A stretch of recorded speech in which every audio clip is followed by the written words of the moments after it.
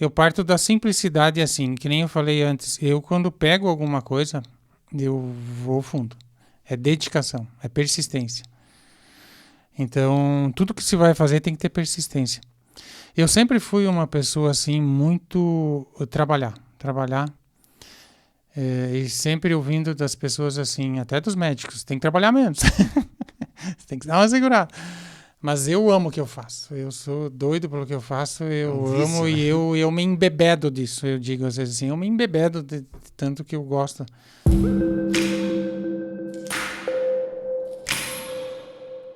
Olá, sejam todos bem-vindos. Estamos começando mais uma edição do Fala Mais, o nosso podcast aqui do oeste de Santa Catarina, onde a gente recebe os nossos convidados para bater um papo, a gente conhecer um pouquinho das histórias, compartilhar conhecimento, né? A gente sempre fala isso.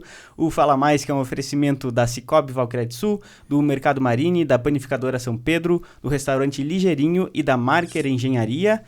E vamos então à apresentação do nosso convidado da semana. Está conosco aqui ele que vem lá de Passos Maia, não tô brincando, né? Ele nasceu lá em Passos Maia, na época era Ponte Serrada ainda, né? Então ele é ponte serradense, uma mistura aí, né? E cuida de 3 empresas atualmente, a gente vai saber quais são elas, uma delas eu sei, né? Que é o Supermercado Bavaresco, Bavaresco Supermercado. Vocês já devem saber aí, claro, né? Porque o nome também tá escrito, mas pelo que eu falei aqui, quem é o nosso convidado de hoje? O Luiz Carlos Bavaresco. Seja bem-vindo ao Falar Mais. Obrigado pela presença aqui. Obrigado, Jonathan. Obrigado, Jeff. É um prazer estar aqui hoje para compartilhar com vocês um pouco da nossa história e aprender com vocês e também poder contribuir em alguma coisa com todos que estão assistindo também. Empresário do ramo de supermercado e as outras duas, Luiz?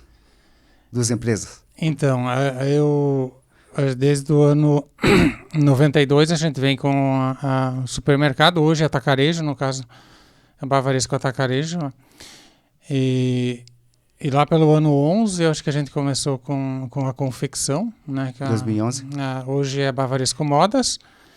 E nós, no ano 16, começamos com a Conca, né? Que é a central de compras, que ela dá cobertura para o segmento de confecções, para nossa loja e também para outras lojas de outras cidades que fazem parte do CD e a gente juntos consegue negociar melhores preços com os fornecedores nessa linha, né? A Conca seria uma rede, uma espécie de rede aí para o setor de confecção. Ela é uma rede em formato de franquia, né? Ela não é uma associação, ela é uma franquia. Muda na questão da administração, né? Ela tem um formato um pouco diferente, ela segue a linha de... a lei da franquia, no caso, né? Uhum. É uma lei específica para isso. E aí você tá já quase 10 anos já com essa modalidade, no caso. Começamos no ano 16, aí o projeto era para evoluir mais, o projeto inicial era melhor. Aí a gente teve acidentes de percurso, situações que atrapalharam um pouco, e como eu faço um trabalho voluntário nessa questão da Conca, eu não tenho renda disso, né? Então eu preciso dar uma escapadinha, digamos, do supermercado. Passa a ser uma espécie de um hobby, né?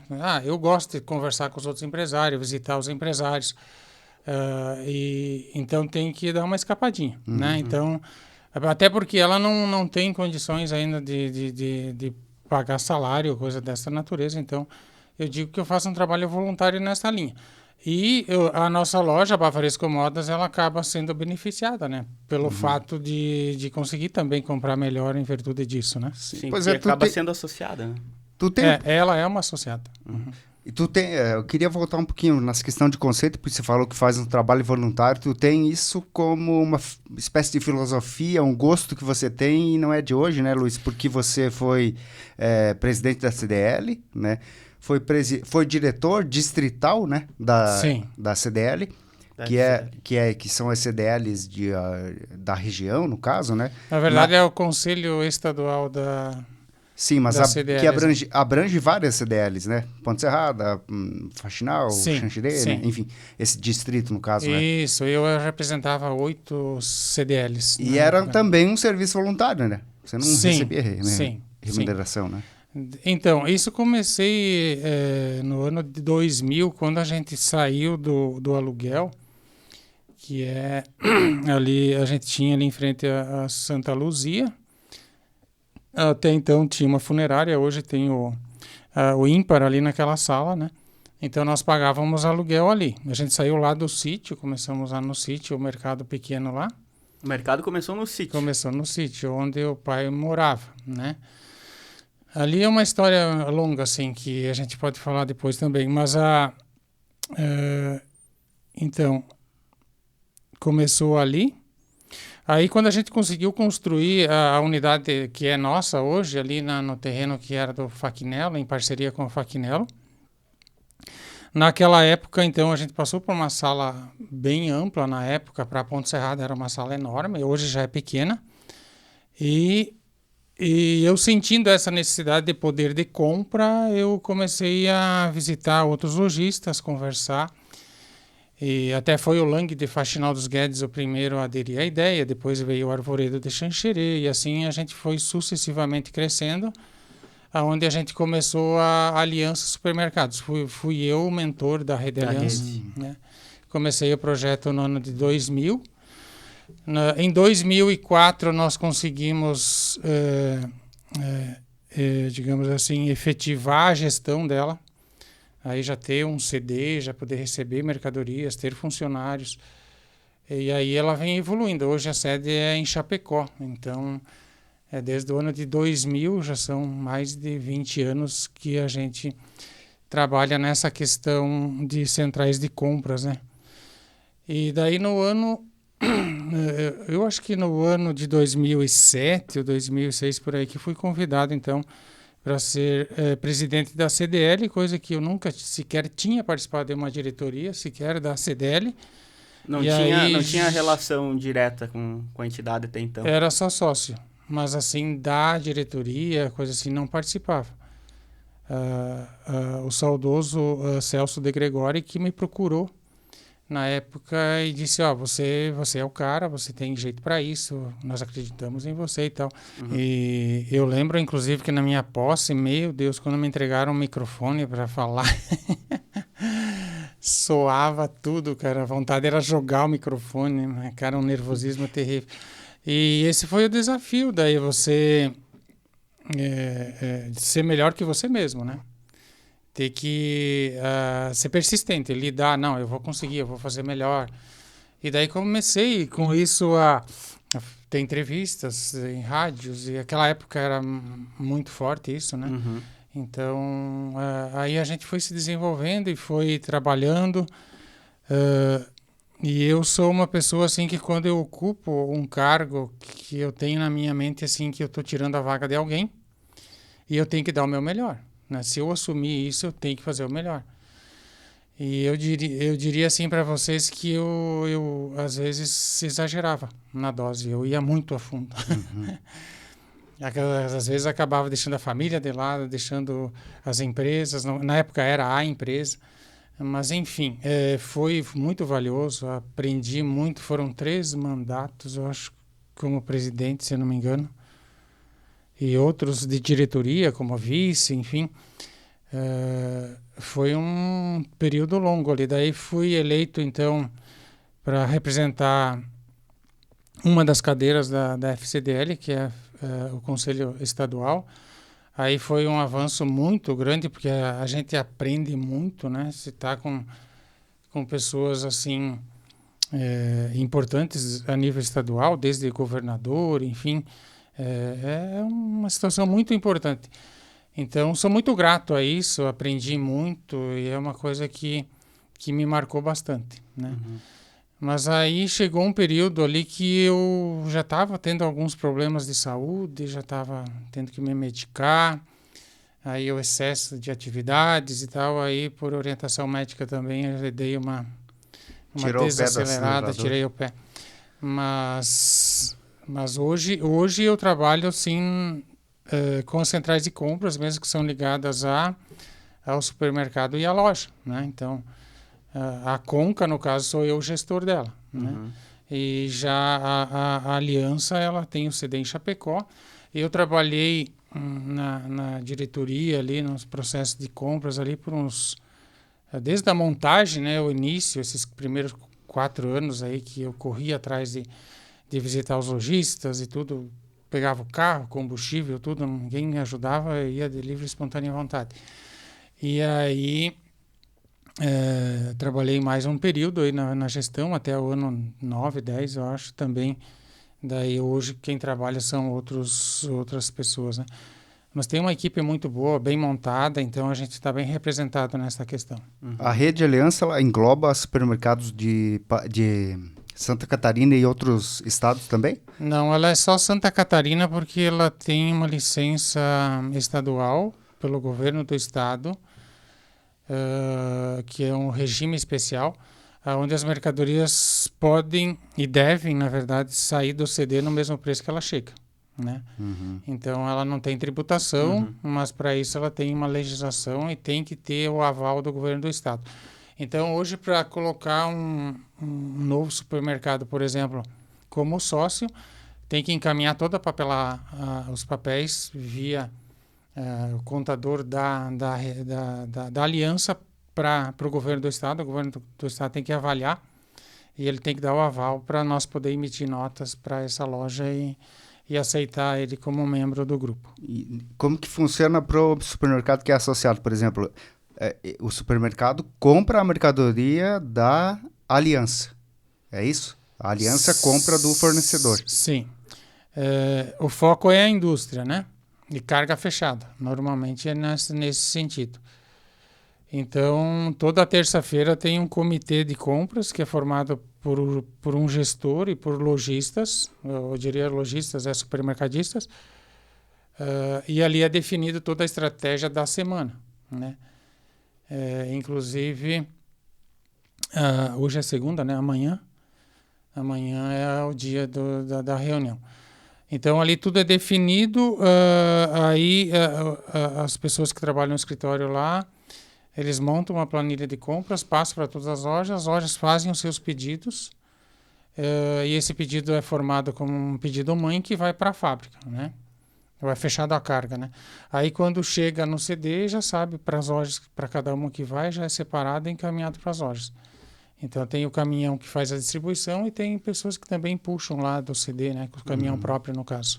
E esse modelo de negócio, que querendo ou não, você ajudou a construir a rede, né? Lá atrás.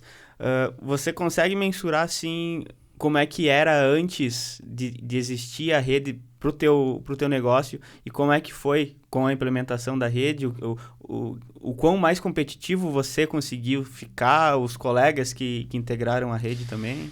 Então foi surpreendente, Jefferson, coisa que nem imaginava na época, assim. Vamos supor, no ano de 2004 nós lançamos o primeiro encarte impresso, não existia na região na época, ao menos em Ponte Serrada não tinha. E nós com um encarte frente e verso, com cerca de 15 produtos em promoção, a gente conseguia aumentar as vendas aí na casa de 30% de um mês para o outro. Era coisa fora da curva, assim. Porque era uma novidade. Hoje já é digital, né? Mas na época era novidade.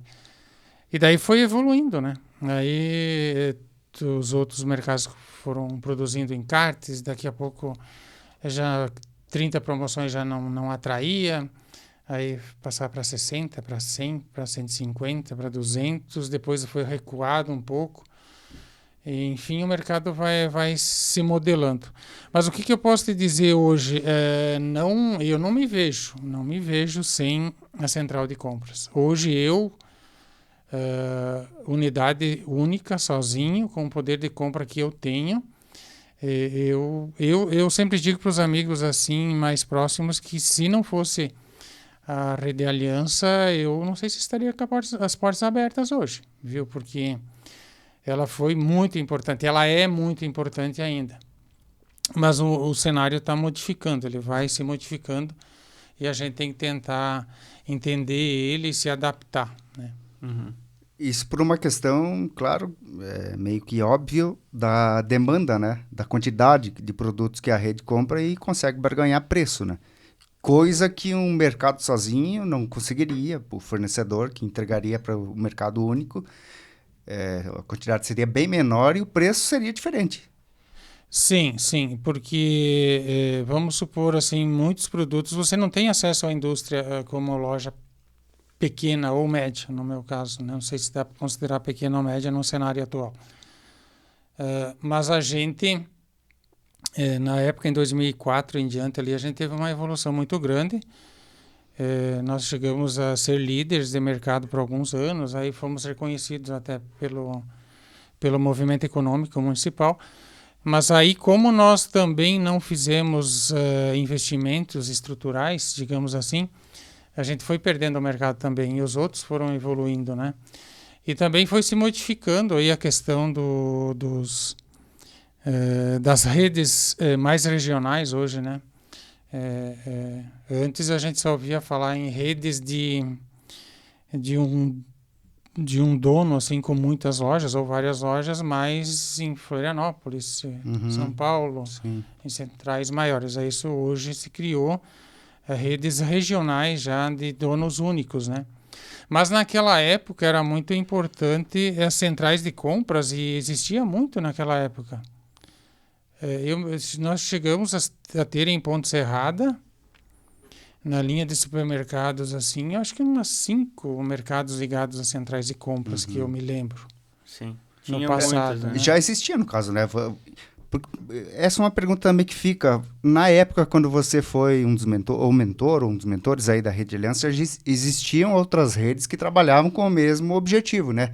De comprar ali e o supermercado ser associado, ser, enfim, uma espécie de filial para se beneficiar com isso. Por que você teve a iniciativa de criar uma rede nova e não decidiu aderir, entrar numa dessas redes que já existiam? Existia uma única aqui na região, que era a Secórdia. A central dela era em Concórdia. A Secórdia, ela nasceu pelo Sebrae, em Concórdia. Na época, a Concórdia era o Hiper Sadia, né, que era o mega mercado lá, e os outros eram mercados vizinhos, digamos assim, mercados de bairro, mercados menores.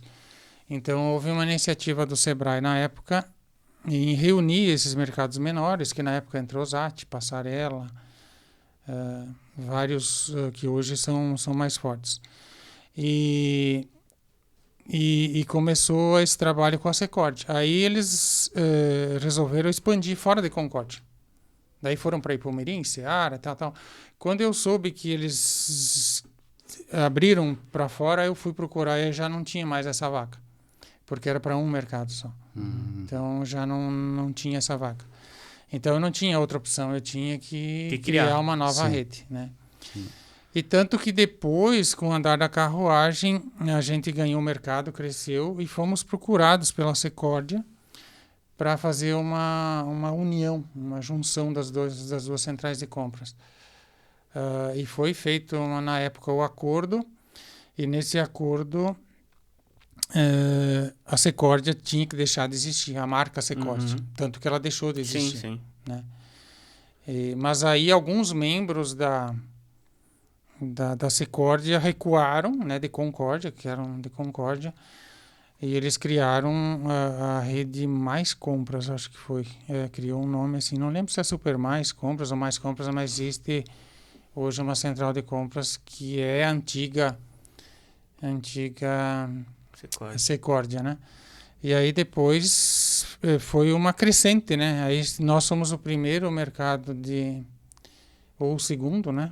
O primeiro foi esse, na época era o Braganholo, e depois nós os segundos, a segunda rede que veio para Ponte Serrada, e daí chegamos a um total de 5, acho, redes de associações, que eu falo que são redes de associações, né? Hoje a gente já tem menos, já não sei se tem 4 hoje, né? Então o mercado vai se modificando e esse é o desafio, né? Mas então, quando você criou ali junto com os colegas a rede, ela foi praticamente uma pioneira na região. Mas da onde que surgiu o modelo de negócio? Foi baseado, por exemplo, nessa da Secórdia, que existia em Concórdia, ou você se baseou, pegou algo de outro lugar que já tinha sido implementado? Então, eu acredito muito em Deus e eu vejo as coisas da seguinte forma. Um dia, nós já tínhamos, veja bem, isso foi no ano 2000 que nós começamos a reunir, nós estávamos em uns 12 mercados, um por cidade, né? Nós tínhamos Abelardo do Luz, Ipuaçu, Xaxim, Xanxerê, Chapecó. Nós tínhamos já uns 12 mercados e nós não sabíamos exatamente como agir. Nós só se reunia e debatia, tá, mas se nós comprar uma carga disso, nós vamos conseguir isso e tal, tal. Aí um dia veio um vendedor que só veio uma vez, e eu não lembro quem é, teria que encontrar ele um dia para poder agradecer ele. Eu não lembro nem que produto que ele me vendia.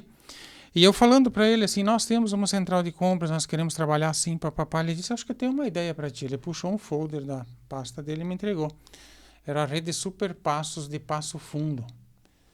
Aí eu com os contatos ali eu comecei a ligar. Daí falei com o presidente, aí fomos visitar eles e lá nós conhecemos o modelo de negócio deles e contratamos a empresa que fazia a gestão para eles para vir conversar com o nosso time e acabamos contratando essa empresa que até hoje ela atua dando suporte na gestão da aliança. O profissional hoje sai de Passo Fundo, toda semana vem a Chapecó e o CD era em Xaxim e nós transferimos para Chapecó até para uma questão de logística também, até para os fornecedores e tal, das indústrias também ficar mais fácil o processo, né? Uhum.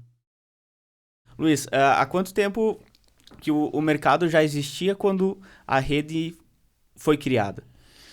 Nós começamos em 92, como eu falei no início. No mercado. Começamos lá no sítio. Uhum. Até vamos falar um pouquinho sobre isso agora. O sítio.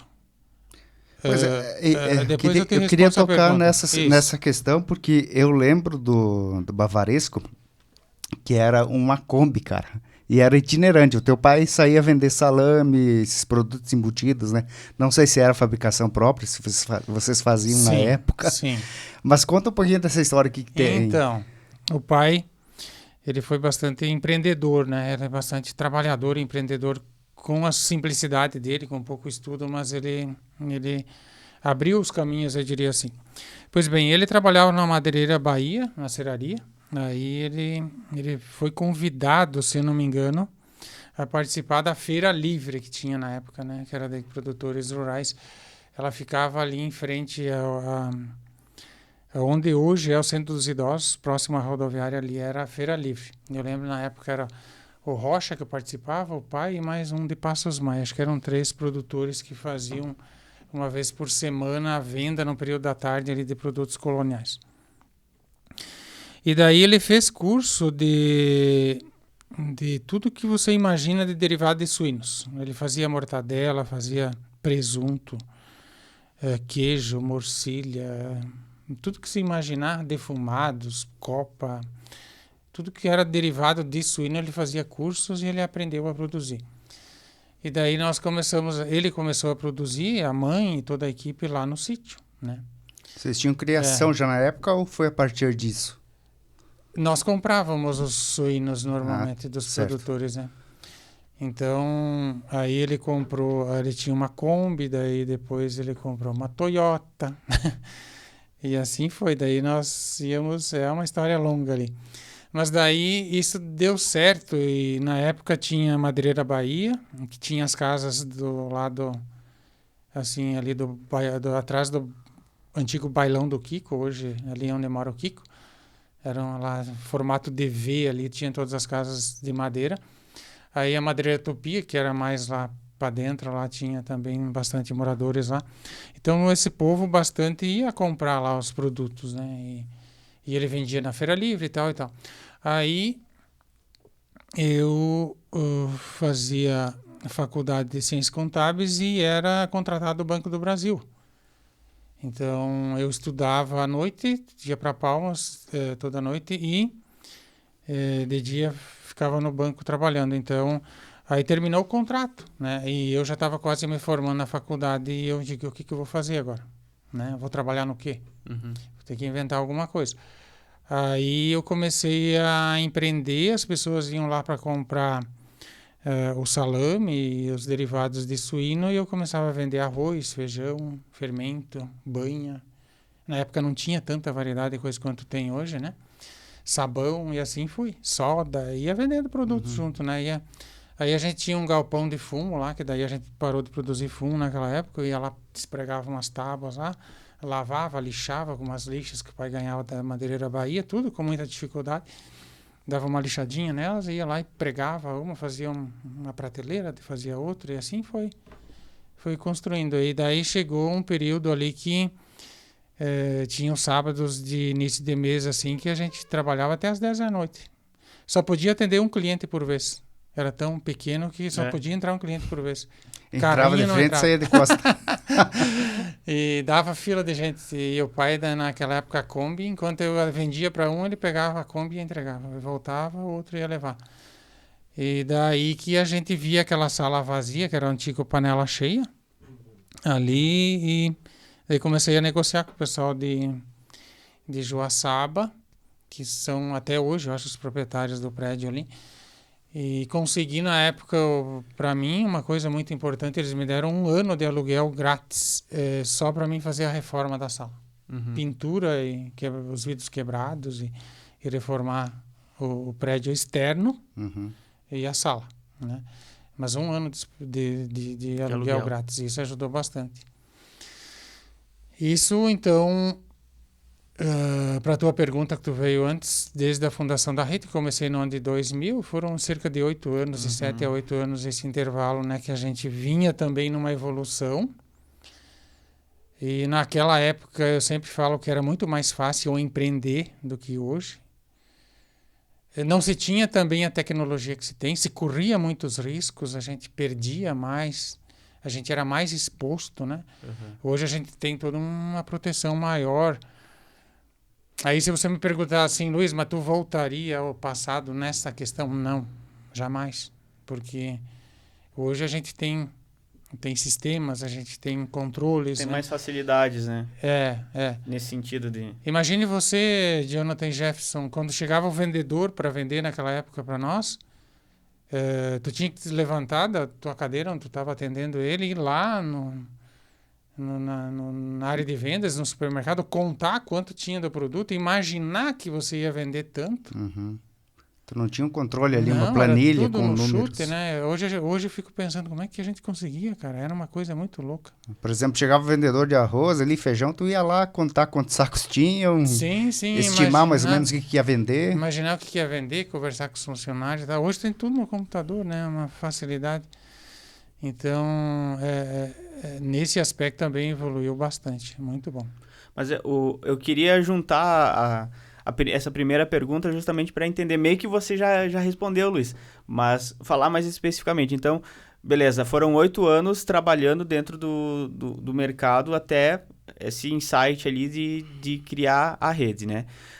E na rede você foi um dos gestores também, um dos... Eu diria que eu fui o mentor. O mentor. E participei do conselho no início. Certo. Mas dentro do mercado em si, tu falou ali que trabalhou desde pregar as tábuas para construir as prateleiras no primeiro ambiente de vocês. Isso lá no sítio, né? Essas tábuas que eu referi. Sim. Até fechar o contrato ali de 1 ano de parceria, né, para fazer a reforma e tal. Mas qual que era o teu papel dentro do mercado? Qual que era o teu grau de importância, assim, das atribuições? Era você e teu pai mais quem? Como é que era feita a distribuição das tarefas? Então, o pai, ele, com a simplicidade dele, ele era bom no processo de produção, né? Ele era um comerciante também. Mas na questão gestão, essas coisas, ele era tinha mais dificuldades. Então, eu comecei aí cuidando das vendas, né? Isso ainda lá no sítio, né? E ele mais da produção. E aí a gente foi se encaminhando, então já passamos aqui para baixo assim. Aí a minha irmã, que é minha sócia hoje, a Marinese, ela já era casada e ela estava morando no interior de Concórdia. Aí a gente foi lá buscar eles, trazer eles para cá para nos ajudar na produção, porque o processo vinha evoluindo. Aí tinha minha irmã Ivete também, que ela estudava e também nos ajudava, já no caixa, quando a gente já estava aqui embaixo. Aí a família, depois fomos contratando funcionários.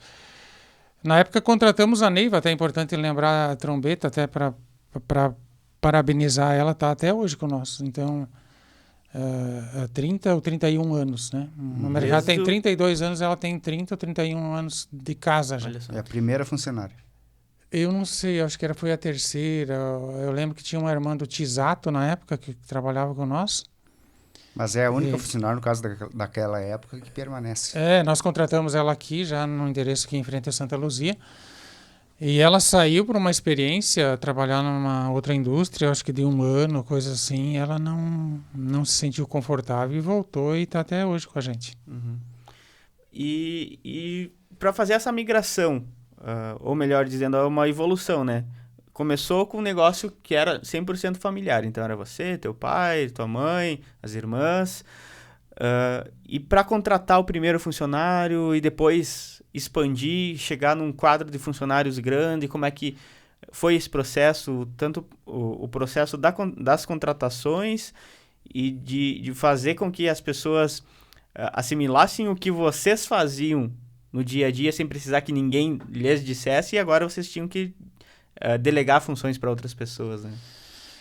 Tudo é um processo de construção, né? Você vai sentindo com as dificuldades e você vai inovando, né? Então, por mais que eu tivesse estudo, né, que eu fiz faculdade de Ciências Contábeis, acabei atuando mais na gestão, na administração, mas a Ciências Contábeis me ajuda muito por causa de tributos, de auxiliar contador, de formar preço de venda, ela me ajuda muito. Mas tudo você vai aprendendo. Eu diria assim que naquela época ninguém te dizia como fazer, qual é o caminho a seguir. Você tinha que ir testando, né? A gente errava bastante, a gente quase quebrou por 2 vezes nesses processos. A primeira vez que nós quase quebramos foi quando a gente saiu do sítio, passou para a sala alugada ali em frente a Santa Luzia, e quando nós saímos da sala alugada para a sala nossa também quase quebramos, porque foi um crescimento rápido, né? Então, para você abastecer, digamos assim, de mercadorias e tal, um espaço no início lá que eu acho que era 40 metros quadrados, era uma coisa, aí passamos para uma sala de 200, aí passa para uma de 1.100, quer dizer, aumenta o fluxo de pessoas, aumenta a variedade de mercadorias, aumenta o volume de mercadorias. E a gente não tinha um caixa formado, a gente ia na emoção, né? Na emoção. Mas graças a Deus a gente conseguiu preservar muito o crédito. Nós tínhamos pessoas que acreditavam na gente e iam lá no banco tirar o dinheiro que estava aplicado no banco e emprestar para a gente pagar juros de poupança um pouquinho mais, para a gente conseguir se manter e conseguir dar conta. Uhum. Hoje eu não faria mais as coisas que eu fiz em algumas coisas. Por exemplo, quando a gente construiu o mercado, a gente não tinha um caixa suficiente. A gente tinha um caixa que a gente achava que conseguia. E a gente não fez empréstimo porque a gente não tinha como penhorar o terreno ou imóvel, porque ele estava em condomínio, com terreno em nome de outra pessoa, então não tinha como a gente fazer isso. Então isso também foi um dos entraves. Então hoje, com a experiência que a gente tem, a gente vai planejar, vai pensar para frente e vai buscar recursos para você ter uma tranquilidade melhor, né? Então, hoje é outra realidade, né? Depois de 32 anos que a gente aprendeu muita coisa, né? Uhum. Então, vocês já estão ali nesse espaço. Quanto tempo vocês ficaram lá em frente ao Santa Luzia e foram para o... Foi um processo curto, Jonathan. Acho que ficamos cerca de 6 anos por aí, 6 ou 7. Então, foi ali por 98, Inchou de mais ou uma menos. forma que a gente não conseguia mais atender. Sim. Aí as vendas cresceram. Naquela época não se precisava dar prazo para as pessoas como tem que dar hoje também. Você vendia mais à vista, com 10, 14 dias. O pessoal esperava receber o salário para ir lá fazer o rancho, que chama, né? Isso, era muito rancho, né? Hoje também já está mudando bastante. Então a gente cresceu muito e daí eu tinha que ter um estoque lá no sítio, outro estoque aqui embaixo, e puxa a mercadoria para cima e para baixo. Era um processo complicado.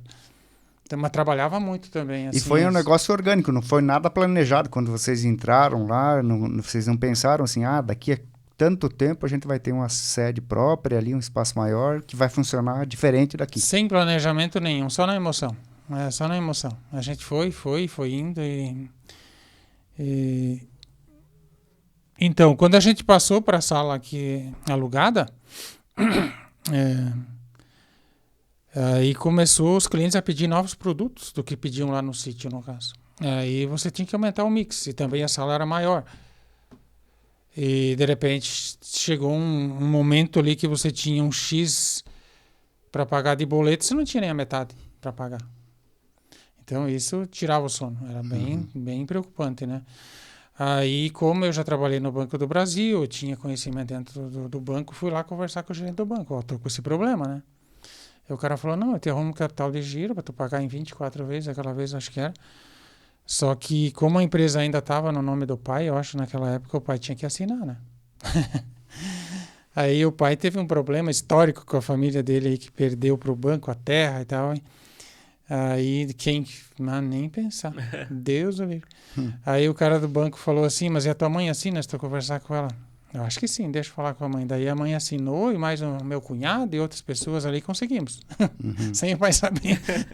Aí peguei aquele dinheiro e fui, o cara do banco me orientou e tal. Aí consegui, cara, daí explodiu, assim. Foi um negócio que daí surgiu a ideia de construir, que também foi a ideia do compadre José Faquinel. E a gente daí foi outra situação também, que daí quando a gente investiu na construção, daí teve que investir em equipamentos e mercadorias e tal, também faltou dinheiro no caixa. Aí que eu falei que aí a sociedade nos ajudou também.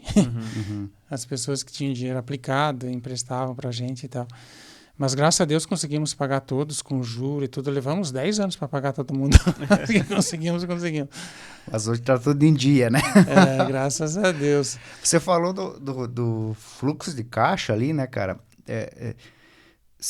Claro, não precisa falar em números, né, Luiz? Mas para a gente entender, assim, qual que é a engrenagem, a dinâmica, porque a gente pensa, aliás, muitos não pensam, né? Mas chega no mercado lá, tá lá a mercadoria nas gôndolas, nas prateleiras, enfim, e que nem o mercado de vocês, que é um dos maiores de Ponte Serrada, tem muita coisa lá, se a gente for precificar, dá milhares, talvez até milhões de reais em mercadorias. Tudo aquilo lá tá pago, é dinheiro que tá tendo que ser pago por fornecedor em tanto tempo. Como é que é a logística, esse fluxo? Hoje é tudo no sistema, né? Você puxa lá na tela lá quanto tem para pagar, quanto tem para receber, quanto tem de imposto para pagar. Isso já está numa tela resumida ali de análise. Mas vamos supor assim, tu pode ter um estoque de 800 mil e desse estoque tu ter para pagar 300 mil. Então 500 já está pago, né? Mas aí tem um outro fator também que entra, que é quanto você tem para receber dos clientes. Né? Então é um conjunto ali de fatores que é quando é vendido no crédito, por exemplo. E dos cartões de crédito hoje também, né? Antigamente fazia muito aquela questão de anotar no caderninho, né? Sim.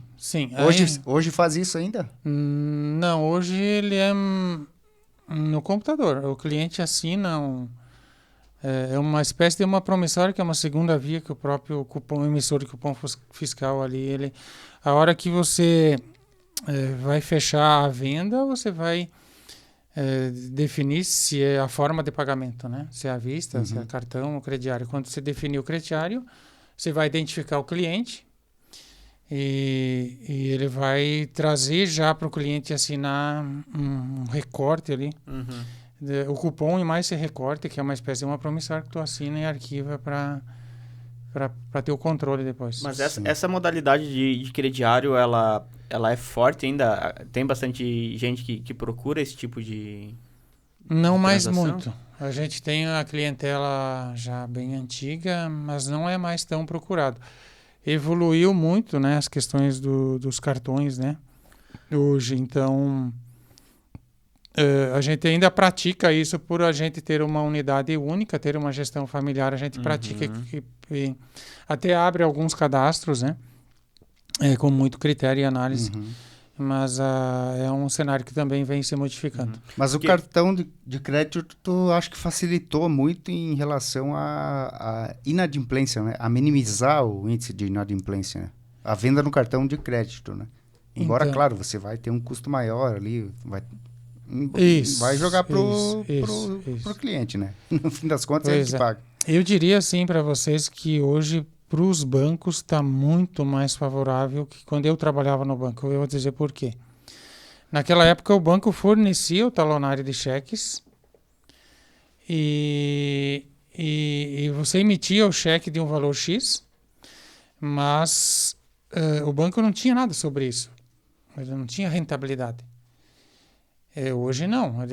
Hoje se modificou. Hoje pense assim, o que passa no cartão X%. É um serviço que o banco presta, né? Quer dizer, se eu vendo no cartão, vamos supor, 100 mil, eu vou receber, de repente, 98 mil, 97. 3 mil fica. Aí tem umas divisões, não é só para o banco, né? Existem várias situações. Com a vantagem que você tem a garantia da aquela recebimento, garantia ali de receber, né? Que quem vai pagar você, no fim das contas, é o banco, né? Aí o cliente lá vai... Mas se você tem um crediário bem gerido, né? Aí era uma situação que a gente defendia muito na CDL. Você tem um crediário bem gerido, você ganha o dinheiro na venda, você ganha o dinheiro no financeiro. Esse é um fator importante. Mas aí o lojista tem que ser bem profissional, ele tem que saber gerir esse crediário. Por quê? Quando você vende no cartão, você ganha a tua parcela como comércio, como compra e venda. E as operadoras de cartão, elas ganham o financeiro. Sim. Então, elas estão recebendo sobre a tua venda um X%, que cada caso é um caso, que vai de 1% a 6%, cada situação é uma situação. E quando o cliente atrasa, eles cobram do cliente juros absurdos. Né? Então, eles ganham assim muito dinheiro. Né? Antes o banco cobrava... ele ganhava dinheiro quando ele emprestava, que era o tal de limite do cheque, não era isso que se falava antigamente? Era limite do cheque, né? Agora não, agora ele cobra no limite do cartão e também na operação do cartão. Sim, né? sim. E tem muitos casos de anuidade. Então, por isso que você vê que os bancos eles têm tido muito crescimento nessa questão. O bom cliente para o banco é o inadimplente, né? Que vai pagar mais juros. Cobra de... O inadimplente que paga. Esse aqui Também. é bom para o banco, né? Aquele que paga. Porque você falou ali, eu lembro na época que você era presidente, era uma das bandeiras, né, que era muito abordada justamente sobre essa questão de inadimplência que existia muito no comércio como um todo, não só no teu segmento, né, no setor, mas que era uma forma das empresas entenderem também como é que elas iriam dar a volta em cima disso, né, porque existem vários cenários. Você fazer uma venda no crediário, entregar o teu produto que você pagou por ele para o cliente que pode ser que não te pague, ou você deixar aquele produto em estoque aguardando um cliente que vai ser bom pagador, né? Tinha muitas situações assim que deixava o comerciante, e acredito que até hoje ainda deixe, talvez não tanto, justamente por essas outras opções, né? Pois bem, a conta que o lojista tem que fazer é muito simples, assim, pois bem, se eu tenho um custo, cada empresa, cada segmento é uma situação, né? Pode variar de 1% a 6% também o custo para o lojista da operação de venda no cartão. Tá, mas se eu tenho um custo de 3% para vender no cartão, eu preciso que a minha inadimplência seja menor que isso. Para isso eu tenho que trabalhar. E quando o cliente atrasa, eu tenho que cobrar juros do cliente. Tinha muitos, na época que eu trabalhava com isso, muitos relatos, e hoje eu ouço também quando eu trabalho com as centrais de compras, de lojistas que não cobram juros dos clientes. Então acaba criando, digamos assim, um vício no cliente. Não tem punição. Que vai criando uma espécie de um câncer para a empresa. Consegue entender? E aí chega um ponto que isso vira uma doença, a empresa vai ter situações até comprometidas, comprometedoras. Então, se o lojista educa o cliente a pagar o juro, ele pode até negociar. O juro que eu te cobro é 5%. Tá, mas você não pode me cobrar 3%? Tá, beleza. Desde que seja negociado, né? Mas é importante você cobrar o juro, porque é uma questão que você tem que educar. Nenhum banco vai te emprestar dinheiro sem cobrar juro. Então, quando você vende a prazo, o lojista tem que ter essa percepção. Eu estou vendendo a prazo, mas o prazo é 30 dias, certo? Tá, mas se ele comprasse comigo no cartão para ele pagar em 30 dias, após os 30 dias, o cartão vai cobrar juro dele se ele não pagar, né? Ou o banco, as operadoras, né? Então, eu tenho que cobrar também. Porque eu estou fazendo o trabalho de venda e também o trabalho financeiro. Eu estou bancando o cliente. Sim. Então, essa concepção que os lojistas precisam ter. Então, às vezes eu analiso os resultados lá na minha empresa hoje. Eu vendo, por exemplo, assim, X% no cartão, X% no crediário próprio. Aí eu faço a conta assim, mas se eu fosse vender o que eu vendo no crediário próprio no cartão, eu teria um custo de 2 ou 3 mil. E eu cobrei do cliente mais 3 mil de juro. Dos que atrasaram e pagaram após o vencimento, né? Uns com 30 dias, outros com 15, mas sempre após o vencimento. Então, de certa forma, me dá um retorno para a empresa de 6 mil. Você deixa de gastar 3 e ganha 3. Entende? Então, é baseado nisso que os bancos conseguem, as operadoras de cartão, crescer.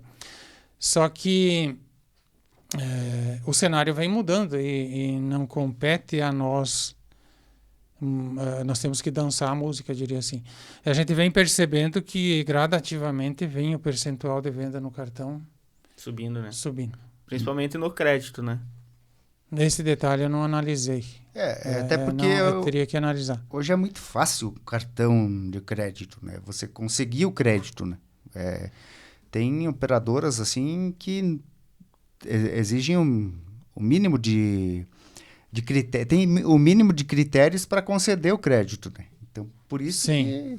Mas também é muito fácil de você se enroscar, né? E graças a Deus veio o Pix.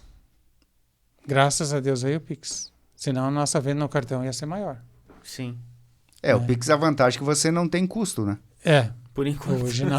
Por enquanto. Isso aí. Luiz, você comentou então da Rede Aliança aí, que você foi um dos mentores, né? Um dos criadores da rede, mas há um bom tempo, inclusive a gente já não tem mais tanto esse hábito aí, mas eu te visitava muito no supermercado, né? E eu sempre falava pra ti assim, que parecia que aonde você colocava a mão nos empreendimentos, aquele negócio virava ouro. Porque eu quero que você mencione pra gente todos os negócios que você ajudou a criar e a gerenciar também, né? Porque além dos teus 3 empreendimentos atuais, além da Rede Aliança, muito nesse espírito do cooperativismo, né? De certa forma, porque você está crescendo o teu negócio, mas também junto dele outros negócios, né? Você ajudou a criar outras redes também. Pois é. Tu falou antes de tudo que a gente mexe virar ouro. Eu já vi outras pessoas falar isso, mas eu parto da simplicidade assim, que nem eu falei antes. Eu, quando pego alguma coisa, eu vou fundo. É dedicação, é persistência. Então, tudo que se vai fazer tem que ter persistência. Eu sempre fui uma pessoa assim, muito trabalhar.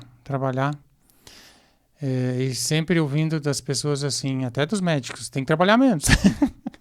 Tem que dar uma segurada. Mas eu amo o que eu faço. Eu sou doido pelo que eu faço. Eu amo, né? E eu me embebedo disso. Eu digo às vezes assim, eu me embebedo de tanto que eu gosto. E daí, então por isso, Jefferson, que eu vejo, no meu modo simples de entender, que as coisas tiveram mais resultados positivos do que negativos. Mas, enfim, outra tua pergunta é sobre as centrais de compras, né? Nós vimos falando antes das gravações. Eu comecei no ano 2000 com a Rede Aliança Supermercados como mentor. Aí eu fui me desenvolvendo e aprendendo, daí fui convidado para... aliás, não, antes eu dei a ideia para o Sandro Poleto. Um dia eu chamei o Sandro Poleto lá no meu escritório. Sandro, que tal vocês montar uma central de compra no segmento de construção, né, que não tinha na época?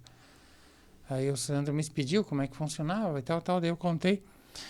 Aí um dia ele me ligou: Luiz, eu vou fazer um churrasco aqui na minha sala de festas aqui, já convidei uns 10, 12 empresários aí, e tu vem aqui falar para esse povo agora como é que é esse negócio. Digo, eu? É, você que deu a ideia agora. Aí fui lá, naquela reunião, eu me surpreendi, que daí eu expliquei, ó, funciona assim, tal, mas sempre me reportando a aliança, né? A gestão da aliança, a forma como ela se construiu. Aí naquele dia, todos foram favoráveis à ideia. Não, nós vamos montar a nossa central de compras. E aí foi evoluindo, reunião. Aí eu disse para eles: não, mas eu não vou tocar esse negócio, eu só dei a ideia, agora vocês procurem um profissional. Então, não, você que vai tocar. Eu digo, não, eu não sou o cara para isso, não tenho experiência para isso. Não, você sabe, você consegue.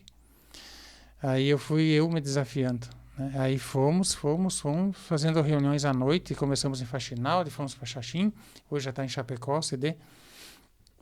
Mas aí... eu tinha que fazer as visitas para os lojistas para convidar também, então eu fugia, que nem eu falei antes, eu fugia um dia da semana, às vezes pegava o carro e ia na cidade tal, lá ia procurar alguém lá para me ouvir. Sempre aprendendo com eles também, com os lojistas. Bom, chegou um ponto que nós estávamos, acho que em 12 lojas já. Aí eles queriam que eu trabalhasse já meio que durante o dia para eles. Não, eu tenho meus negócios e eu não posso fazer isso, não. Então, daí, vocês procurem outro profissional. Aí eu parei. Mas até ali, eu já tinha sido convidado também por uma lojista de Abelardo Luz, da loja Cinderela, que eu já era presidente do CDL, e comentava isso também nos encontros e tal. Eles disseram, vamos montar uma rede de calçados, que ela tem loja de calçados. Aí eu digo, mas vamos lá e tal. Aí comecei também a rede de calçados. Aí saiu a Mais Calçados. Na época eu só tinha um cantinho lá no mercado que eu vendia chinelos e algumas roupas simples lá. Aí começamos aí deu certo, aí eu dei a ideia de Mais Confecções. Até fizemos a primeira reunião na sede da CDL aqui em Ponte Serrada. Também foi aprovada a ideia. E daí, neste período eu já tinha começado uma loja de calçados, que daí também foi uma sugestão de um lojista Mais Calçados. Por que você não começa a vender calçados e abre para você uma loja? E daí também que eu comecei a entrar nesse ramo aí. E então foi a aliança, a Construnião, a Mais Calçados, a Mais Confecções, e depois eu comecei a Conca no ano 16, né? Que é onde eu procurei mudar o modelo de gestão, né? Não o modelo de gestão de estatuto, de diretoria. Ele é meio complexo a gestão nesse sentido, sabe? E já não se acha mais pessoas disponíveis hoje quase para ocupar cargos assim sem remuneração e tal. Então, aí a gente mudou para franquia. Hoje é o modelo franquia, que é o modelo da Conca, né? Mas eu preciso fazer a Conca evoluir. Eu tenho que trabalhar mais essa questão e preciso me organizar. Me organizar, delegar poderes, preciso evoluir nessa questão também. Mas nesse sentido aí você acha que junto com os demais lojistas que hoje fazem parte, porque tu falou o modelo de franquia, mas cada um compra tipo uma cota, uma participação da... Como é que funciona não precisa hoje? Comprar cota. O modelo de compras e notas e o processo é tudo igual. O que muda só é a gestão. Não tem uma figura presidente, vice-presidente, tesoureiro, não tem uma diretoria como é uma associação, como a CDL, como a EPES, enfim, a Aimoré, tem várias, né? O CTG. Ela é uma empresa. Hoje ela é assim, o dono do CD é um, né? E o dono das lojas, cada um a sua, né? Então, esse é o modelo de franquia, mas o processo de compras, negociações com os fornecedores e tal é tudo igual. O fornecedor, na verdade, não tem acesso a essa informação, para ele também não muda nada. Né? Mas o fornecedor vai negociar com o CD, na Sim, verdade. sim. E aí o lojista negocia com o CD ou o CD vende igual para todo mundo que O CD faz a negociação com o fornecedor, desenha o que vai ser comprado, forma de pagamento, descontos, tudo. E daí depois ele vai contactar com todos os membros da central de compras e cada um faz o seu pedido, mas o pedido ele faz pro CD. Ele não tem contato com o fornecedor. E aí o CD daí junta todos esses pedidos e faz o pedido mãe. E o pedido mãe vai para a fábrica, daí a fábrica vai entregar no CD e o CD faz a distribuição. É esse modelo de centrais de compras, né? Que seja associação ou não, é mais ou menos assim que funciona, tá? E tem casos também que já é negociado, mas já entrega direto nas lojas, né? Depende do tipo do negócio, né? Se tem logística e tal, né? Não, legal saber e trazer aqui também, né? Essa informação de que, por exemplo, a rede Construnião, que hoje é uma rede muito, muito grande, né? Tem em diversas cidades. E ela nasceu em Ponte Serrada, com pessoas de Ponte Serrada, né? Nasceu com a ideia de eu e o Sandro Poleto. Ele que foi o que correu atrás, que visitou os lojistas e começou o processo. Pois é, Luiz, a gente falou bastante aí dos tempos passados, lá o início de tudo, né? Que começou com um negócio familiar e de certa forma ainda é, né? Ainda tem muito esse laço familiar dentro do bavaresco. E eu acho que é interessante a gente pegar essa linha e você falar um pouquinho sobre o próximo passo, né? Porque hoje, seguindo o passo sucessório, né, tem a Cris, a tua filha, que também trabalha lá dentro junto contigo. E seria interessante você trazer um pouquinho como é que você trabalha com ela lá, tanto a preparação, né, para uma possível sucessão, né? Então, eu tenho 2 filhos, né? Eu tenho um filho que é casado hoje, tem 29 anos. Ele até brinco com ele bastante, que ele tem muita sorte, assim, porque ele nasceu em Ponte Serrada no dia do município, 27 de julho. Fez aniversário agora, recente. Agora ele foi morar em São José dos Campos, São Paulo, 27 de julho, é dia do aniversário do município, lá também. Então, onde ele vai é feriado, dia do aniversário dele é feriado. Então, ele fez agora, nesses dias, 29 anos. E é um filho da época de solteiro e ele seguiu a mãe, então por isso que ele está lá. E a filha, então, que é do casamento, então, que está comigo. E sem forçar, Jefferson, assim, só com diálogo, com ela observando e a gente sendo exemplo, que ela vem pegando gosto, né? Então, ela decidiu fazer faculdade na área, ela está fazendo administração, depois ela quer fazer outras, mas na área. E ela já tá pegando funções, já passei a loja para ela gerir. Hoje eu faço o processo da loja, eu acho que 10%, 20% no máximo, ela faz o resto. Ela já está entrando ali no chão de loja, ajudando a organizar os processos, né? E nós fizemos o primeiro saldão de aniversário agora esses dias também. Ela já assumiu a questão de publicidade, ela vai indo. E ela tem muito de liderança nela, assim, a gente percebe que ela gosta de conversar, ela gosta de interagir. Então, eu vejo nela, assim, uma situação de sucessão, eu acredito nisso. Potencial. É uma situação que todo pai e mãe, eu acho que quando tem uma empresa, tem o sonho de que o filho continue com os negócios, né? Mas eu procurei tocar isso de forma bem tranquila, né? Mas ela demonstra, assim, muita dedicação e eu acredito que a gente vai evoluir. Porque chega num ponto, assim, eu já passei dos 50, que tu já começa a pensar, pô, tem um ditado, um amigo meu que diz assim, que depois dos 50 é só para trás, né? Dali para frente é só para trás. Então, mas a gente tem que começar a programar. Pô, mas eu não vou trabalhar que nem quando eu tinha 27, 30 anos, né? Eu tenho que desacelerar, eu tenho que delegar coisas, funções. Então, se não tem alguém que vem para te dar esse suporte, você se sente só e é difícil o processo, né? Mas a gente pretende, sim, Jefferson, evoluir, crescer. A gente pretende ter um conforto melhor para os clientes, para nós, para os funcionários. A gente tem esses planejamentos, esperamos que a gente consiga concluí-los. Pois é, em relação aos planejamentos, que foi uma coisa que lá atrás, né, Luiz, No primórdio. não fazia parte da filosofia de vocês enquanto negócio, né? Tudo foi acontecendo ali de forma orgânica, né? E foi dando certo, mas hoje vocês têm um planejamento de, sei lá, um espaço maior, Sim. um local diferente, abrir uma segunda loja, uma terceira, uma quarta, enfim. Sim. Tanto que eu hoje tenho 13 empresas no mesmo prédio.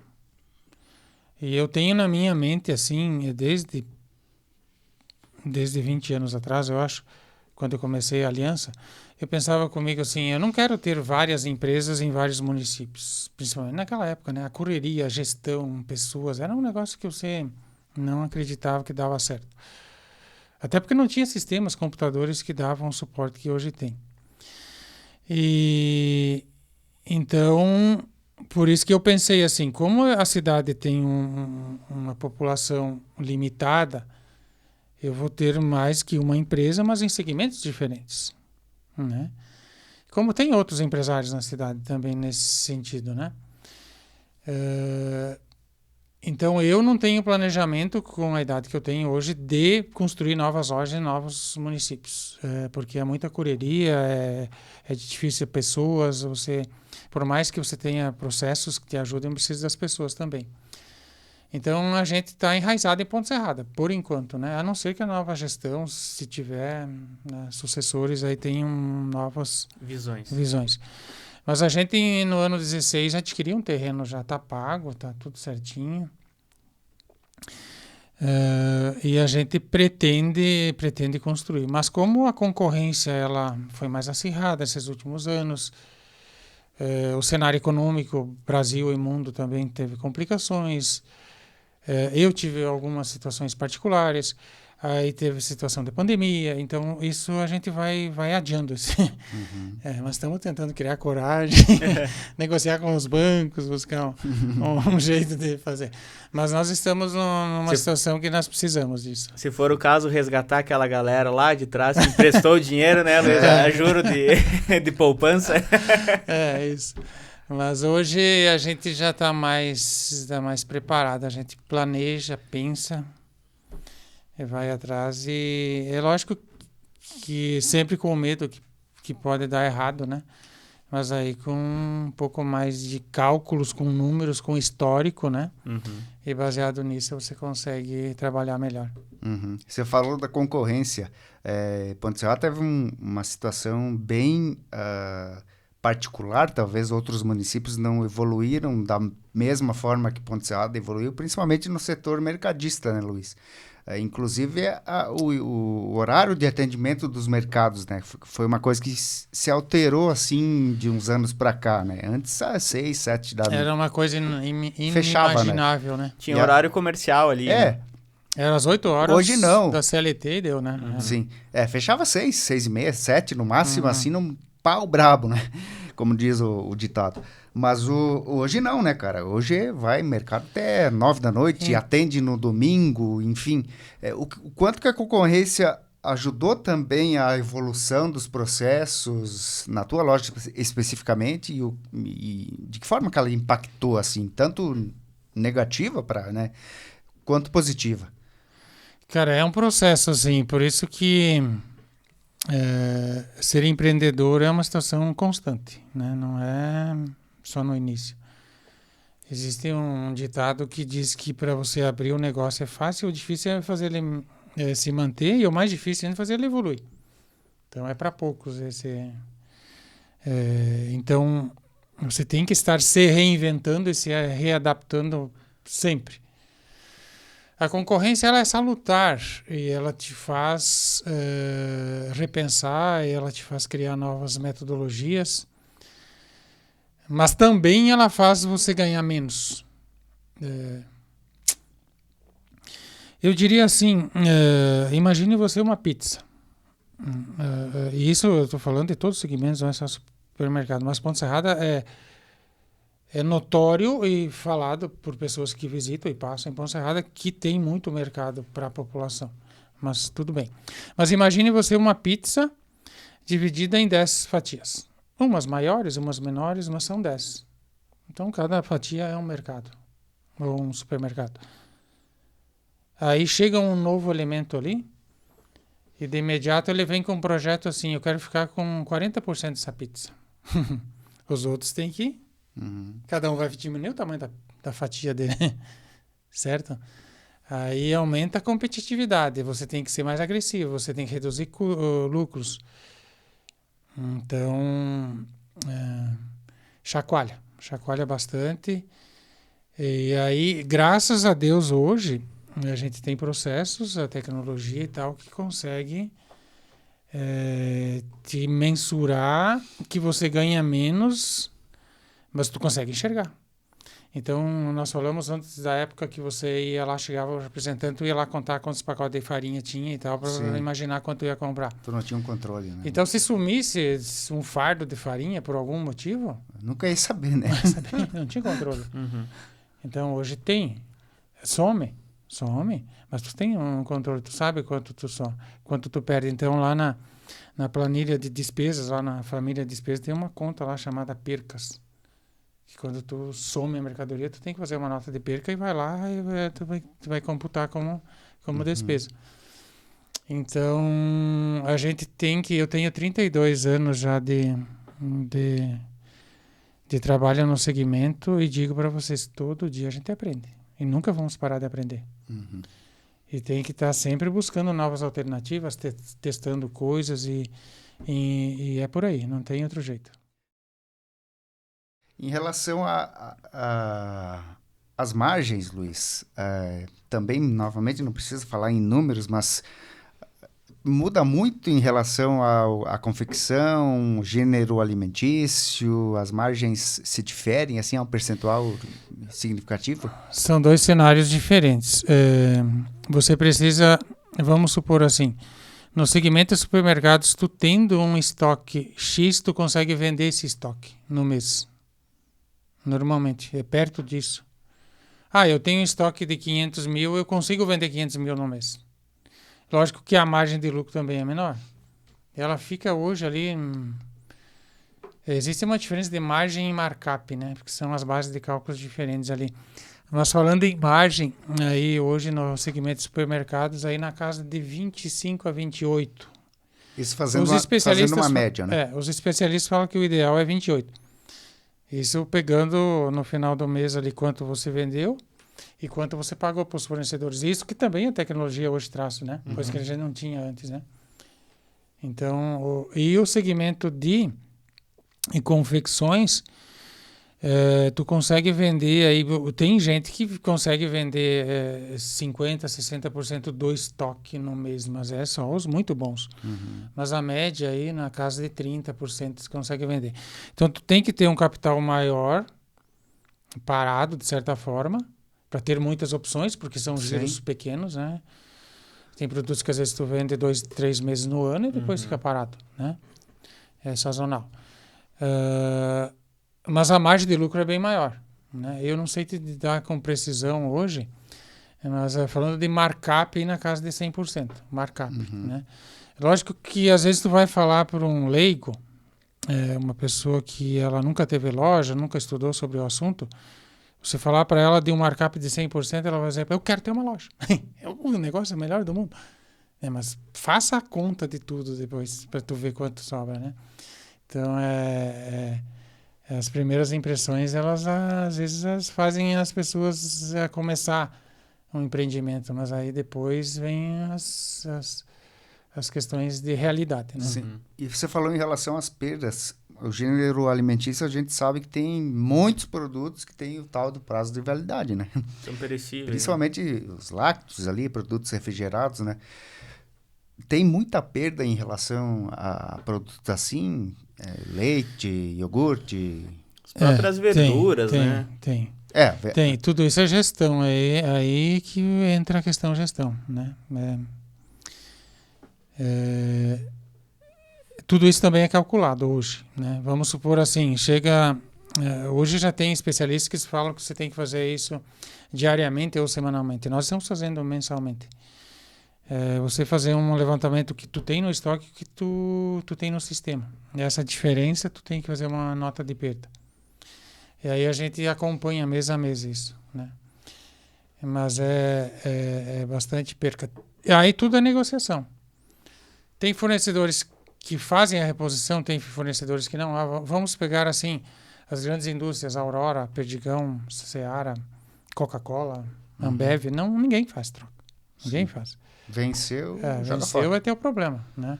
Então, na hora de receber, você tem que ter um profissional que filtre isso e procure deixar entrar só o que tem validade boa. O que está com validade curta já deixa no caminhão, faz a nota de evolução e boleto, hoje normalmente é o processo, aí volta a mercadoria e um boleto nosso para a empresa nos pagar. Uhum. Nós pagamos o boleto deles, eles vão pagar o nosso. Mas eu diria assim que é um estresse, porque você depende de pessoas para cuidar isso. E há uma rotatividade grande de funcionários. Então, eu tenho na minha empresa, assim, cada gôndola tem um funcionário responsável, eu diria assim. Uhum. Eu chamo de gestor daquela gôndola. Então, tudo que se refere àquela gôndola, eu vou tratar com ele, né? Então, ele é responsável por cuidar das validades também, né?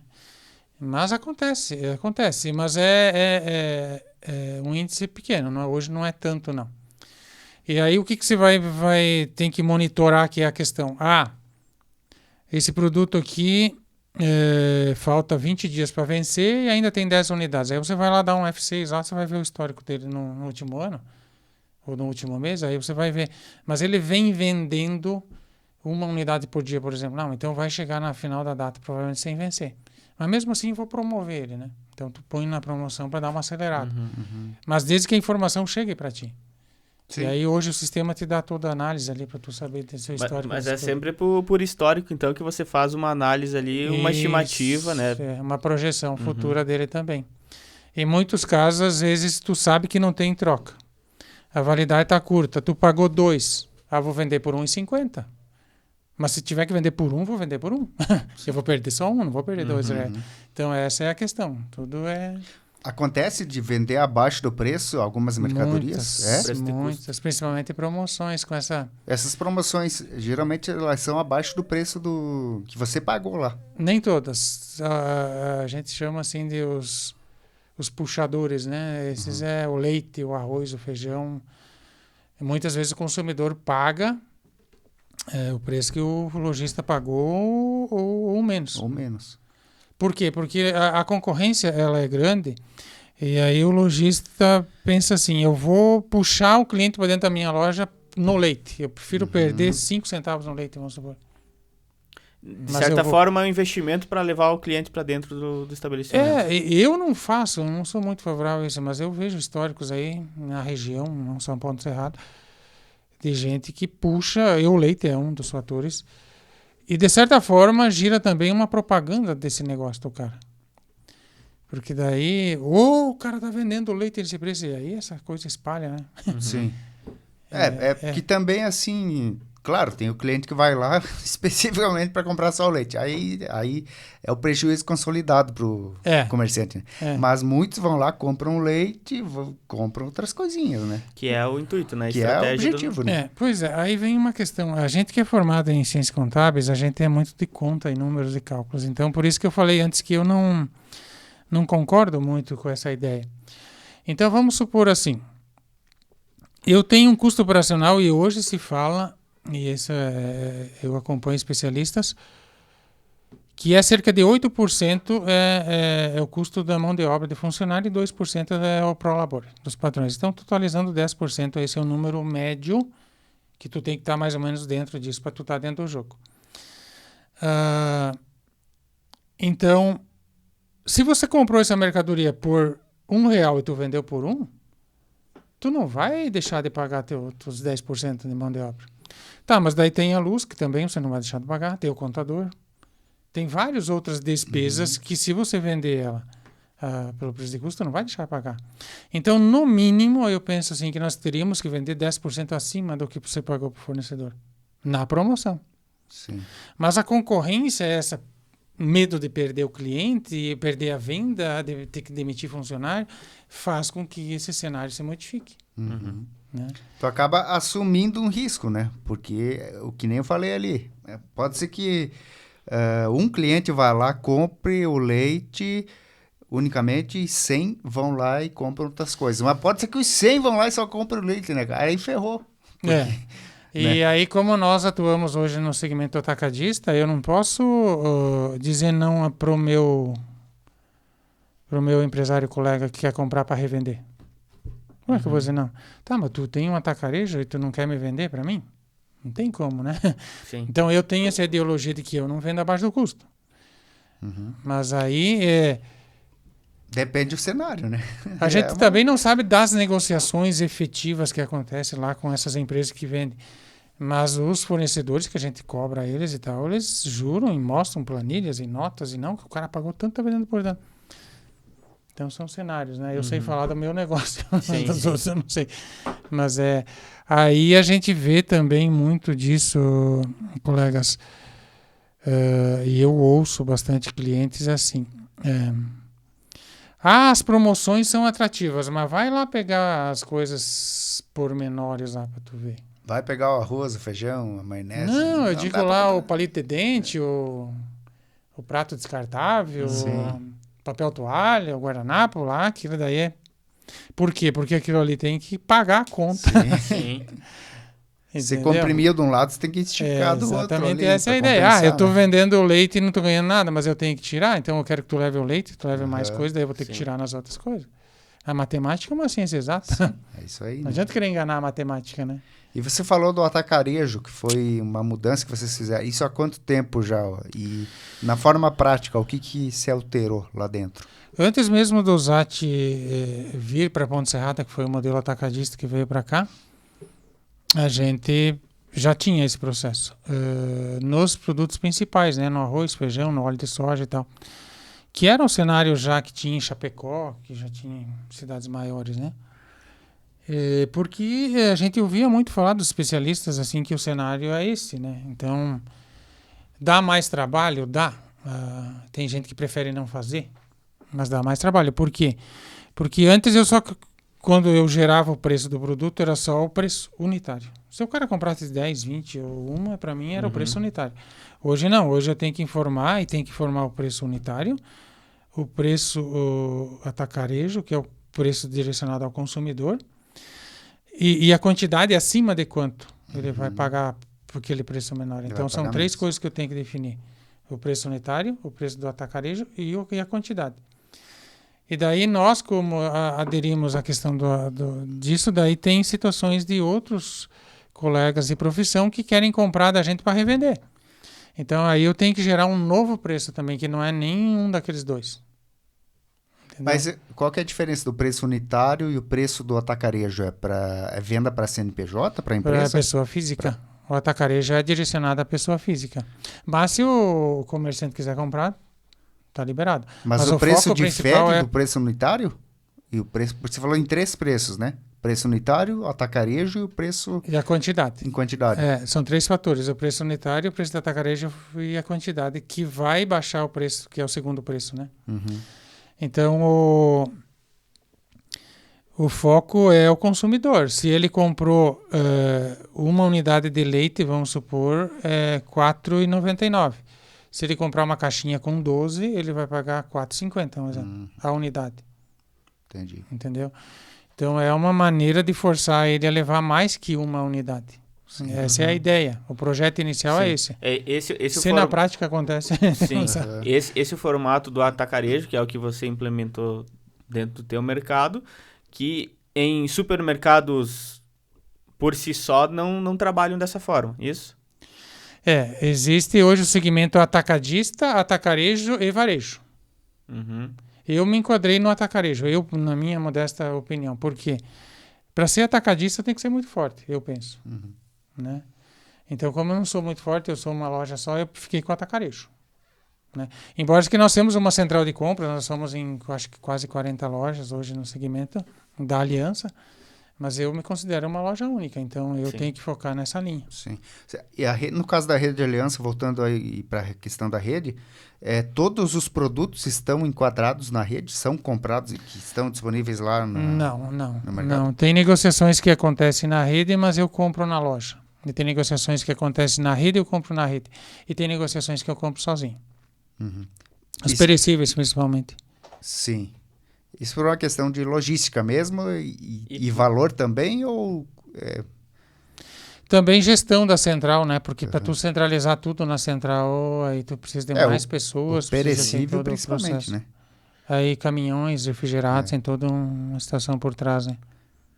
Porque a gente centraliza no CD o que é, digamos, ganho para poder centralizar, né? Vamos supor assim, nós vamos comprar uma carreta de água mineral, ou 2. É só carga fechada que eles vendem. Não pode ser uma carreta e meia. Não, porque provavelmente isso aí é um frete pago. Sim. Por nós, no caso. Aí não vale a pena, né? Entendeu? Então, mas é muito, muito mais viável. Aconteceu um fato assim, ó. Nós fizemos uma promoção de água mineral e essa água vendeu além da expectativa, né?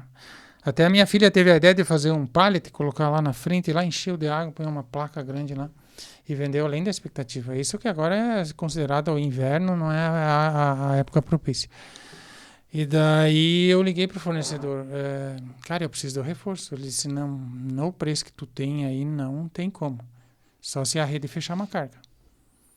Aí eu tenho que aguardar agora a rede fechar uma carga para mim poder comprar. Entendi. Então, mas há alternativa assim de produtos que a rede negocia e não necessariamente você vai negociar através da rede, você negocia individualmente? Os complementos, né? Os complementos normalmente tu faz na loja, né? O que tu não consegue via rede. Porque via rede, às vezes, tu tem que seguir o cronograma da rede. Tu não vai conseguir comprar na hora que tu quer. Por exemplo, esse caso da água ali, se você quisesse pegar água com ele, que não fosse a carga fechada da rede com aquele preço lá, mas você precisava do produto, aí você faria uma compra individual. Eu vou ter que me socorrer de algum jeito. Um atacado, um atacadista, um jeito para mim suprir esse período aí que eu vou ter dessa ruptura, digamos assim. Sim. E às vezes até mudar o preço daí depois, né? Como está na promoção, não. Eu tenho que bancar. Ou eu coloco um produto similar na promoção, uma outra marca, mas para dar sequência. Se você anunciou lá no encarte, depois, né? Tem a questão do direito do consumidor também, né? Tem uma situação... Tem um período promocional, né? Que tem que tentar. Embora que no encarte, diz lá no rodapé e nos anúncios, tanto eletrônico quanto impresso, enquanto durar estoques, né? Mas em respeito ao consumidor, muitas vezes a gente tem o leite X na promoção, vendeu tudo, eu coloco um similar com um preço bem próximo, ou quando eu consigo no mesmo preço. Que o cliente vem, não tem esse, mas eu promovi esse para te dar o suporte. Sim. Ô Luiz, vamos falar um pouquinho sobre o período que você teve à frente também, nesse modelo de pensar no coletivo, né?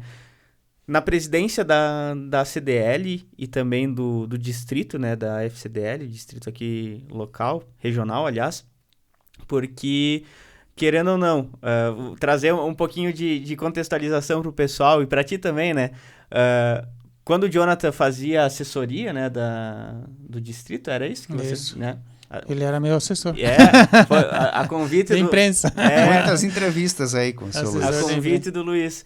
E eu não consigo precisar as datas em si, mas eu lembro de eu ter começado a acompanhar também o Jonathan como profissional e eu ia lá na minha adolescência, visitava e, de certa forma, depois eu comecei também a prestar esse tipo de serviço, né, para ti e para a CDL, mas foi uma porta de entrada para que eu viesse a fazer parte desse universo do colaborar com os outros, né? Principalmente no setor de negócios.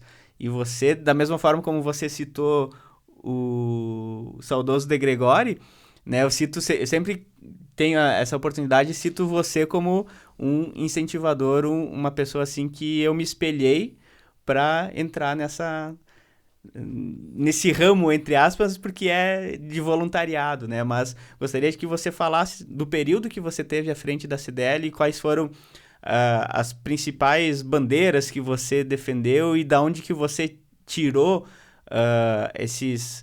essas bandeiras em si, e da onde que você tirava também a energia, né, para trabalhar de forma voluntária para empresários, para negócios, para a economia local, né, de Ponte Serrada especificamente.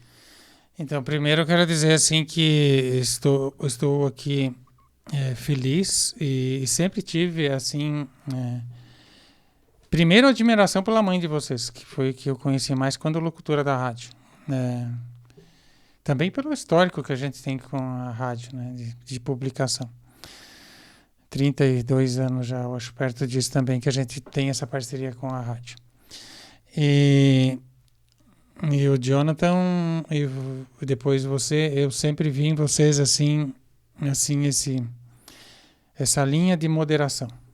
Assim, nem assim, excessivo e nem tímido, né? Sempre aquelas pessoas que prestam atenção, que ouvem, que perguntam, pessoas de boa conduta, eu diria assim.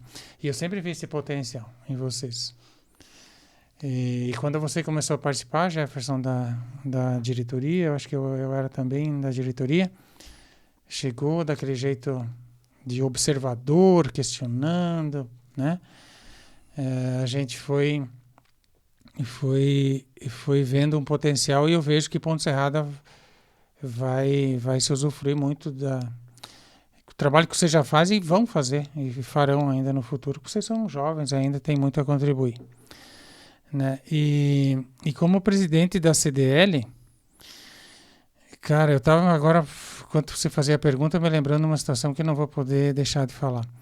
Cara, teve um episódio, acho que no segundo ano, eu acredito que eu fui presidente da CDL, que a federação, num evento que eu fui da federação, não lembro que cidade foi do estado, provavelmente no litoral, eu me entusiasmei com a forma e o que era a federação, como que funcionava e acabei mexendo com o diretor distrital nosso, que na época era da Abelardo Luz, aliás, de Faxinal dos Guedes, e ele sempre citava assim que eu tirei ele do comodismo, e ele também evoluiu pelo fato de eu fazer, ele começar a fazer reuniões, a mexer e tal. E depois eu fui eleito por indicação dele para suceder ele, né?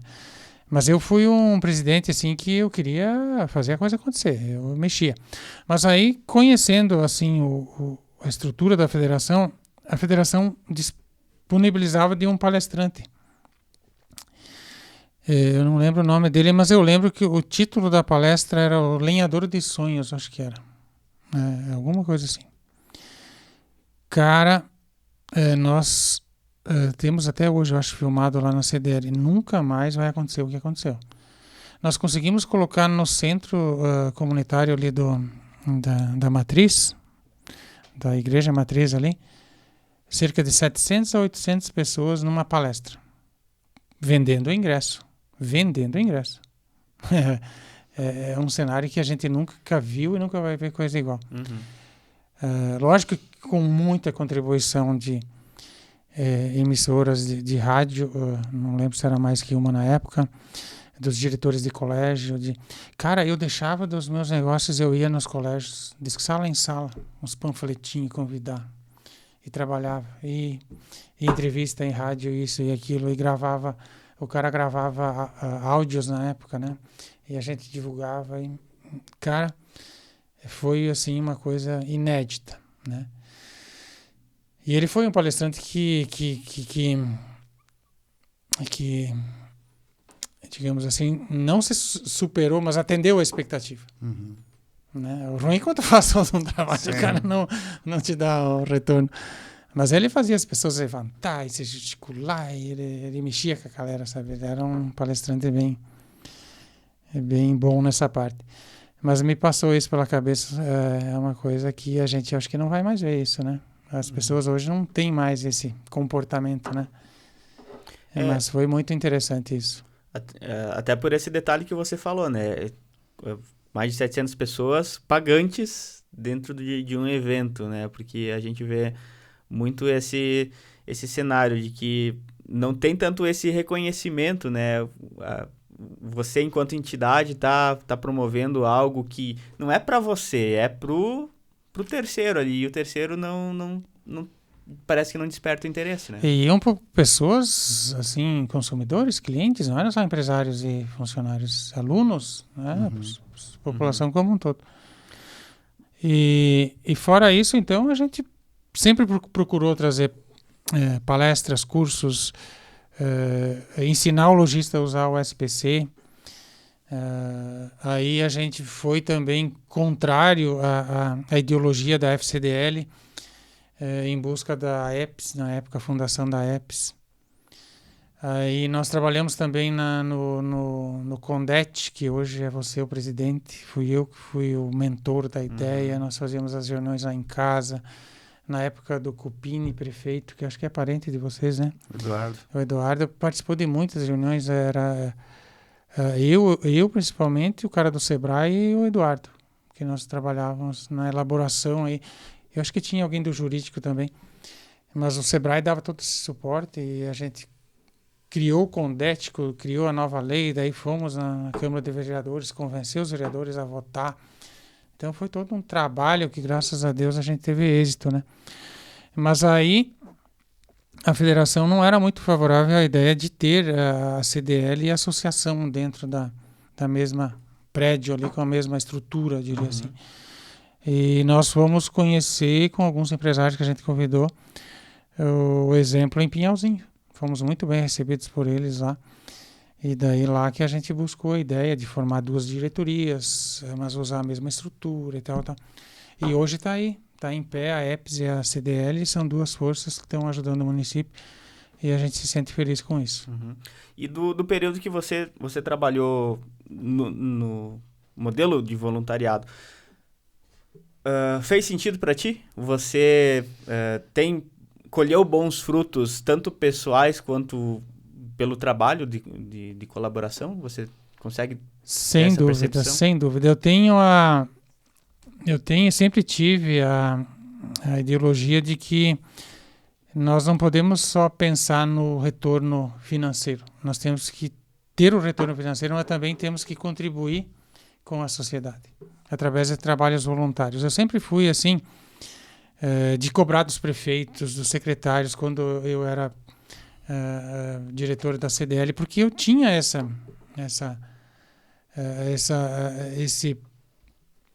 eu estava representando uma classe, né? Então eu tinha que cobrar os canteiros roçados, o canteiro da avenida principal bonito, sabe? Eu era cobrador, sabe?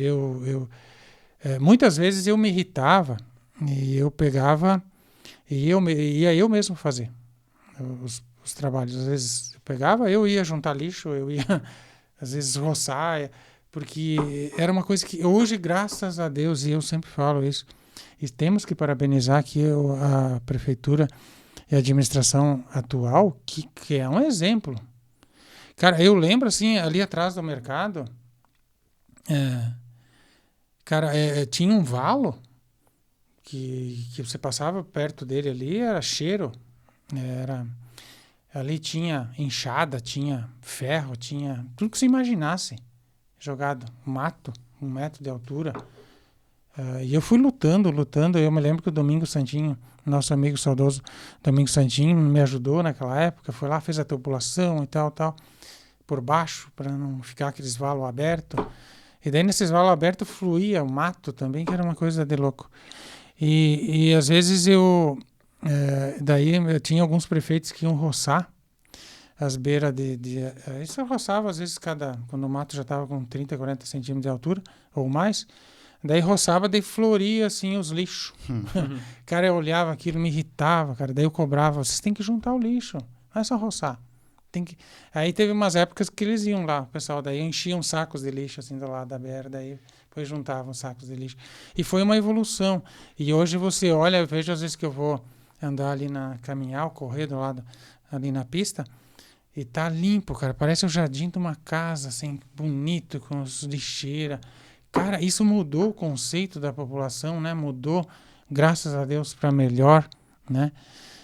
Então, eu vejo que a gente vem numa evolução muito boa em todos os aspectos, assim, a gestão pública e as pessoas também, né? Essa união, né? Entre Exatamente. o setor público e a iniciativa privada. Pois bem, muitos assuntos, né? Eu acho que foi bem produtivo aqui o nosso papo, né? Com o Luiz. Cara, eu acho que nos resta agradecer, né? A tua presença, a tua vinda aqui no Fala Mais, né? A tua contribuição, contar a tua história pessoal, profissional, falar também, né? Desse processo de crescimento, evolução na parte de administração, essas iniciativas de criar redes, fomentar também o desenvolvimento do comércio de forma geral, né? Em outros segmentos, não só do supermercado, e também esse trabalho colaborativo, né? Sem remuneração para a sociedade empresarial, né? Na época você foi presidente da CDL, da diretor distrital, e te agradecer mais uma vez pela presença e te parabenizar por essa história de sucesso aí, que você tenha cada vez mais sucesso nessa. Você falou ali que está numa linha de desacelerar, né? Tirar o pé do acelerador, mas ainda tem, acho que, muito a contribuir aí para a sociedade de uma forma geral, porque você é, querendo ou não, uma das cabeças pensantes aqui do município de Ponte Serrada, no setor empresarial, né?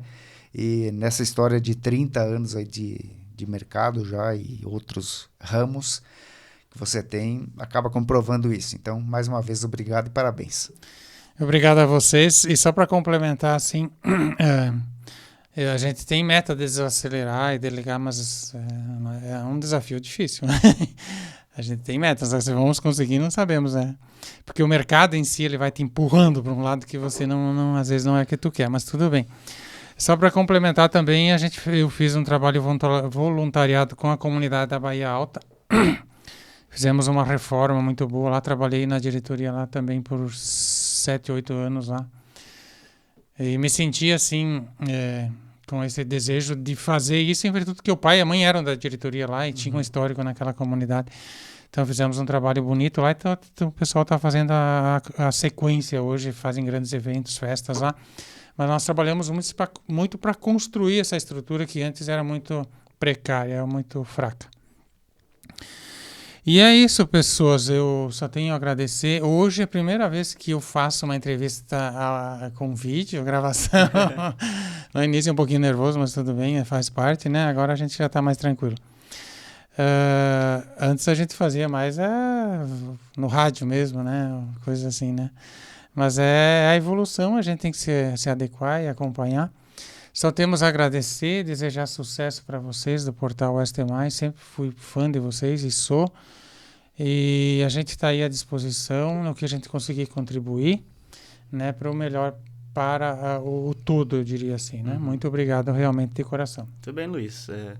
Obrigado mesmo. Eu acho muito interessante. Que bom que você veio, aceitou o convite para vir conversar com a gente, porque eu quero que a gente consiga oxigenar justamente essas ideias e encontrar novas pessoas que tenham esse perfil que você ainda tem, né?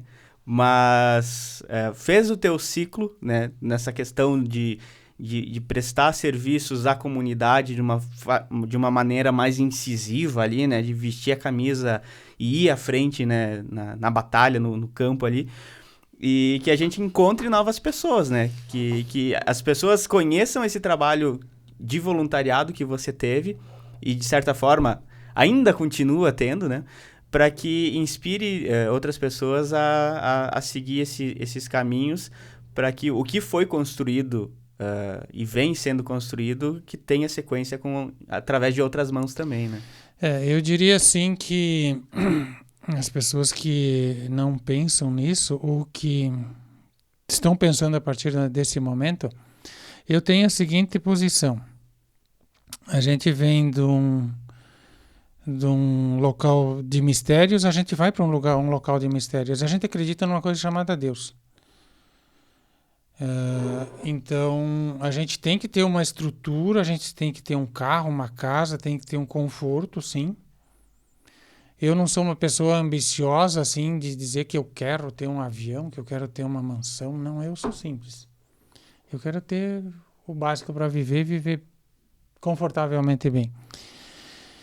Até porque a gente não leva nada quando a gente parte daqui para um outro local que eu falei antes, que é um mistério para todo mundo, né? Então, se a gente pede para Deus saúde, a gente pede para Deus e agradece também as coisas, a gente também tem que dar a nossa contrapartida. Tem que ver a sociedade, tem que olhar esse lado humano.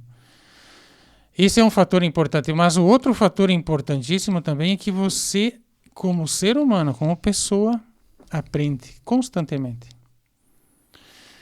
Porque você vai para o colégio, você se forma, você vai para o colégio, certo?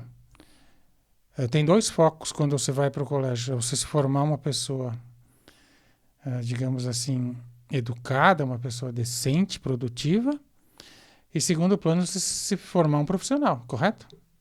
E depois, quando passa ali da 8º, 9º ano de estudo, você foca mais no profissional, não é assim? Uhum.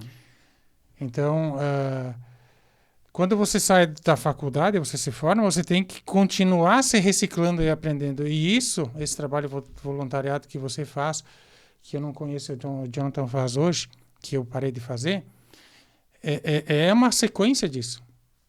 Concorda comigo? E é gratuito. Sim. Hoje é gratuito. Você faz um trabalho gratuito, mas você aprende gratuitamente também. Sim. Então tem os dois lados. Tem a contrapartida. Exatamente. Né? Muito bem. Muito bem, Luiz. Sim. Muito obrigado. E assim nós encerramos, então, a nossa conversa com o Luiz Carlos Bavaresco. Já agradecemos o Luiz, agradecemos também agora vocês que nos acompanharam neste episódio e também agradecimento às nossas marcas patrocinadoras, marcas parceiras aqui do Fala Mais, a Cicobi Valcred Sul, o Mercado Marini, a Panificadora São Pedro, o Restaurante Ligeirinho e a Marker Engenharia. Beleza, pessoal? A gente se vê na próxima semana.